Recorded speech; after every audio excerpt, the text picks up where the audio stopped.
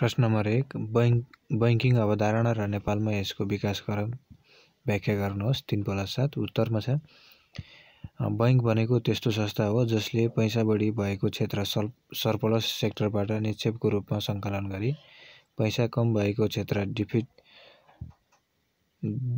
Defeat सेक्टरमा लगानी गर्दछ।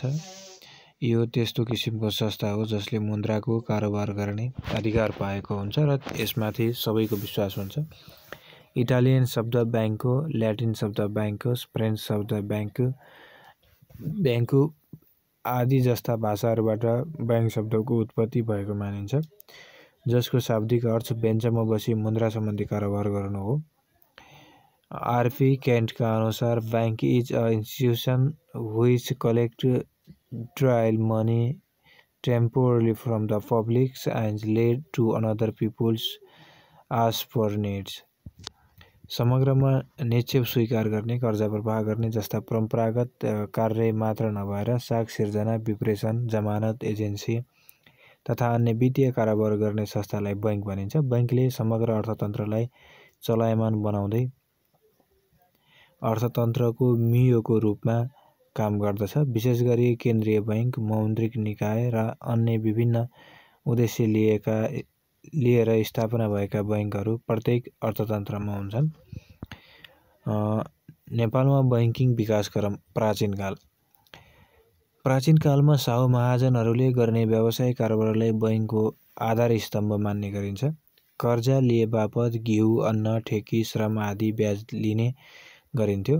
गोर्खाका राजा रामशाहले वार्षिक ब्याज नगदको 100/10 र जिन्सीको 100/20 निर्धारण गरी जतिसुकै ब्याज खप्टिए पनि नगदको सामा बराबर मात्र र जिन्सीको सामाको दोब्बर मात्र लिन पाउने व्यवस्था गरेका थिए।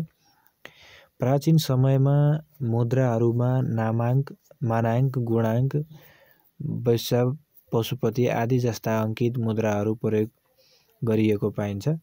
8औं शताब्दीमा राजा गुणकामदेवले काठमाडौँमा बस्ती बसालेको, शङ्कराधर शाक्यले काठमाडौँ र भक्तपुरका जनतालाई ऋणमुक्त गराएको वर्णन पाइन्छ। 16औं शताब्दीमा सदाशिवदेव र मल्ल राजाहरूले सुन चाँदीका मुद्रा चलाउनु र तत्पश्चात श्री 5 पृथ्वीनारायण शाहबाट पनि मोहर प्रचलनमा ल्याउनु बैंकिङ पद्धतिको विकासको रूपमा लिइन्छ। नेपालमा संस्थागत रूपमा 1933 मा तेजारथ अड्डा र विक्रम सम्वत 1990 मा टक्सार अड्डा स्थापना गरी बैंकिङ कारोबार थालनी गरियो। नेपालमा बैंक तथा वित्तीय संस्थाको स्थापनाका लागि लिइएको नीतिगत व्यवस्था, स्थापनाका क्रममा लगाइएका आधार, यसको विकास क्रमलाई निम्नानुसार 5 चरणमा विभाजन गरी चर्चा गर्न सकिन्छ। 1 मा छ पहिलो चरण 1994 देखि 2040 सम्म। विक्रम सम्वत 1994 मा पहिलो बैंकका रूपमा नेपाल बैंकको स्थापनादेखि देशमा आर्थिक उदारीकरण नीति अवलम्बन नगरिएको वर्ष 2040 साल सम्मको अवधिलाई नेपालको बैंकिङ क्षेत्रको विकास क्रमलाई पहिलो चरण मान्न सकिन्छ। पहिलो चरणमा भएको बैंकिङ क्षेत्रको विकास क्रम निम्नानुसार प्रस्तुत गर्न सकिन्छ। देशको केन्द्रीय बैंकको रूपमा विक्रम सम्वत 2013 मा नेपाल राष्ट्र बैंकको स्थापना भयो। विक्रम सम्वत 2016 मा नेपाल राष्ट्र बैंकले रु 1, रु 5, रु 10 र रु 100 का नोटहरू निष्कासन गर्यो। औद्योगिक विकासमा विशेष योगदान पुगोस् भन्ने हेतुले विक्रम सम्वत 2016 मा नेपाल औद्योगिक विकास निगम स्थापना गरियो। विक्रम सम्वत सहकारी प्रणालीलाई विकास गरी बैंकिङ क्षेत्रमा विशिष्टीकरणको सेवा प्रदान गर्न विक्रम सम्वत 2020 मा सहकारी बैंकको स्थापना भयो। औद्योगिक विकासमा थप टेवा दिने उद्देश्यले राष्ट्रिय वाणिज्य बैंक ऐन 2021 मा 21 तर्जुमा गरी विक्रम सम्वत 2022 माघ 10 मा राष्ट्रिय वाणिज्य बैंकको स्थापना भयो। यसैगरी सरकारी बैंकलाई गाभेर कृषि विकास बैंक ऐन, सहकारी बैंकलाई गाभेर कृषि विकास बैंक ऐन 2024 अनुसार विक्रम सम्वत 2024 माघ 7 गते कृषि विकास बैंक स्थापना भयो। पछि विक्रम सम्वत 2030 सालमा यसले भूमि सुधार बचत निगमलाई पनि आफूमा गाभ्यो। त्यसैगरी 2 नम्बरमा छ दोस्रो चरण विक्रम सम्वत 2041 देखि विक्रम सम्वत 2048 सम्मको अवधि। दोस्रो चरणमा भएको बैंकिङ क्षेत्रको विकासक्रम निम्नानुसार प्रस्तुत गर्न सकिन्छ। यस अवधिमा देशमा निजी तथा विदेशी लगानीमा 3वटा वाणिज्य बैंकहरू स्थापना भए। एकमा मिति 2041 साल 3 महिना 29मा नबिल बैंकको स्थापना भयो। त्यसैगरी 2042 साल 11 महिना 26 गते इन्भेस्टमेन्ट बैंकको स्थापना भयो। त्यसैगरी विक्रमसम्म 2043 साल 10 महिना 16 गते स्टार्ट चार्टर्स बैंक लिमिटेडको स्थापना भयो।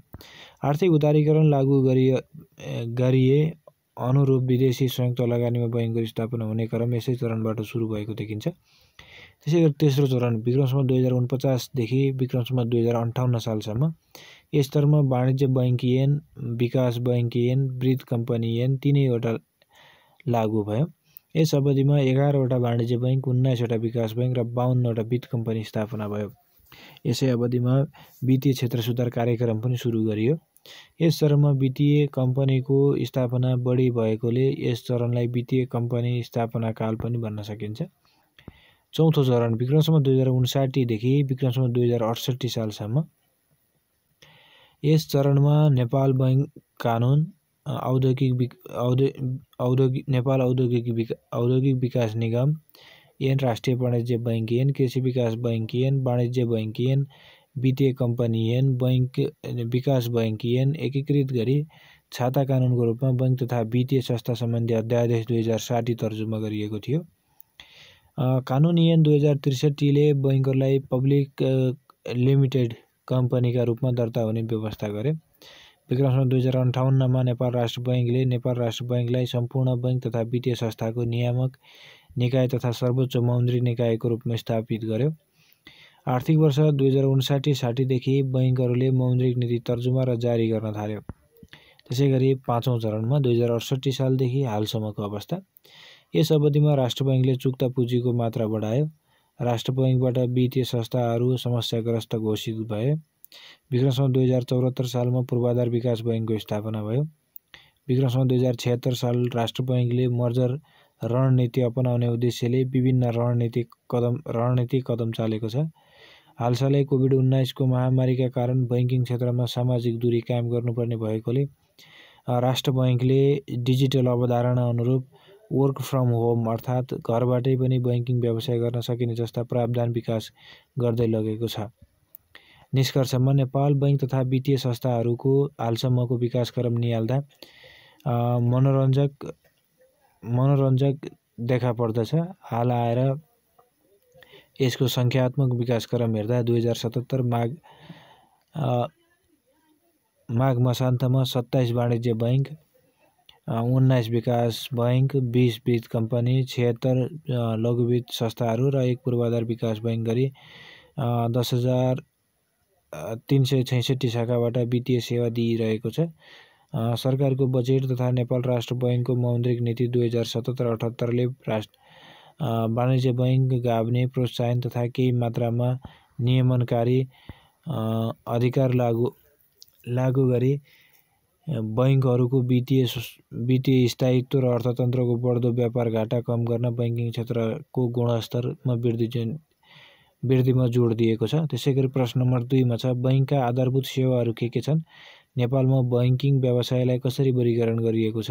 6+4 को उत्तरमा छ निक्षेपकर्ताको रकम सुरक्षित साथ राख्ने र कर्जा ग्राहीलाई उचित कर्जा प्रवाह गर्ने मध्यस्थकर्ता नै बैंक हो। बैंकका आधारभूत सेवाहरू देहाय बमोजिम छन्।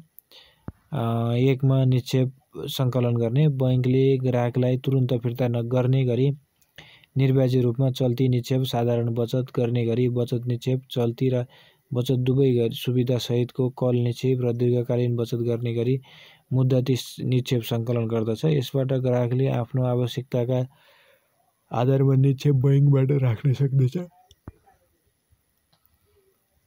2मा कर्जा प्रवाह गर्ने, बैंकले विभिन्न किसिमका कर्जा प्रवाह गर्दछ जस्तै क्षेत्रगत आधारमा कृषि कर्जा, मत्स्यपालन कर्जा, खानी कर्जा, यातायात कर्जा, उत्पादन कर्जा, पर्यटन कर्जा, शिक्षा कर्जा, थोक तथा खुद्रा कर्जा, ऊर्जा कर्जा आदि र प्रयोजनका आधारमा आवधिक कर्जा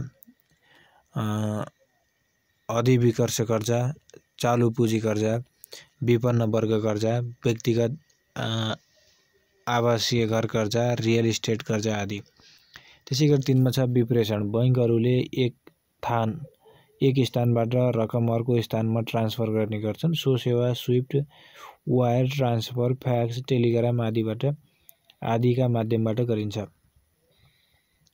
4 नम्बरमा छ विदेशी मुद्राको विनिमय। बैंकहरूले विदेशी मुद्राको विनिमय माध्यमबाट विश्वव्यापी बजारीकरणमा विशेष भूमिका निर्वाह गर्दछन्।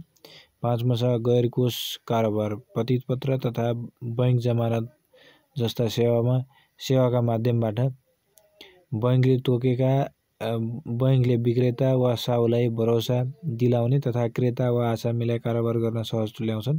6 नम्बर छ लकर तथा सेफ्टी भल्ट। बैंकले लकर तथा सेफ्टी भल्टका माध्यमबाट बहुमूल्य धातु, सुन, चाँदी, कागज सुरक्षित साथ राख्ने कार्य गर्दछन्। त्यसै 7 नम्बरमा अन्य सेवाहरूमा अभिकर्ता सेवा, वित्तीय परामर्श, व्यापारिक बैंकिङ सुविधा आदि। नेपालमा बैंकिङ व्यवसायलाई वर्गीकरण गर्नका लागि बैंक तथा वित्तीय संस्था बाफिया सम्बन्धी ऐन 2073 को दफा 49 मा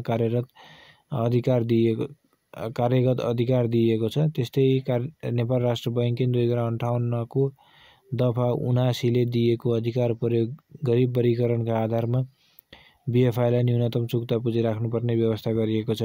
बाफियाले कार्यगत आधारमा गरेको वर्गीकरण र नेपाल राष्ट्र बैंकको निर्देशनले तोके बमोजिम चुक्ता पुँजी निम्न बमोजिमको छ। क वर्गको सम्पूर्ण बैंकहरू अथवा क वर्गको वाणिज्य बैंकमा 8 अर्ब, ख वर्ग अथवा विकास बैंकमा यसका कार्यहरू निक्षेप सङ्कलन, कर्जा प्रवाह जस्ता आधारभूत बैंकिङ सेवा तथा मुख्य रूपमा आन्तरिक विप्रेषण सेवा, बैंकिङ जमानत। यसको चुक्ता पुँजी 2.50 अर्ब राष्ट्रिय स्तरमा भने 1.20 अर्ब प्रादेशिक स्तरमा। त्यसै गरी ग वर्ग अथवा फाइनान्स कम्पनीमा यसका कार्यहरू निक्षेप सङ्कलन, कर्जा प्रवाह जस्ता आधारभूत बैंकिङ सेवा तथा मुख्य रूपमा हायर पर्चेज, लिजिङ तथा आवासका लागि कर्जा प्रवाह गर्ने। यसको राष्ट्रिय स्तरमा 80 करोड भने प्रादेशिक स्तरमा 50 करोड। त्यसै गरी घ वर्गका लघुवित्त वित्तीय संस्थाले कार्यहरू समूहगत जम्मानीमा लघुवित्त कर्जा प्रदान गर्ने, राष्ट्र बैंकले तोकेको सीमासम्म निक्षेप सङ्कलन गर्ने आदि। त्यसै गरी यसको राष्ट्रिय स्तरमा 10 करोड भने प्रादेशिक स्तरमा 2 करोड। त्यसै गरी पूर्वाधार विकास बैंक पूर्वाधार विकास निर्माणका लागि कर्जा प्रवाह गर्ने र कोष सङ्कलन गरी दीर्घकालीन निक्षेप सङ्कलन गर्ने आदि। यसको चुक्ता पुँजी 20 अर्ब।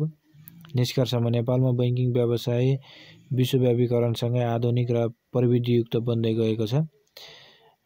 कार्यगत आधारमा चुक्ता पुँजी तोकिए नेपालको बैंकिङ सेवा वर्गीकरण गरिनु राम्रो मानिए पनि बैंकहरूको संरचना खर्च घटाउन तथा थप बलियो बैंकिङ प्रणाली विस्तार गर्न मर्जरको रणनीति नेपाल सरकार र केन्द्रीय बैंकहरूले लिँदै आएको छ। हवस् त।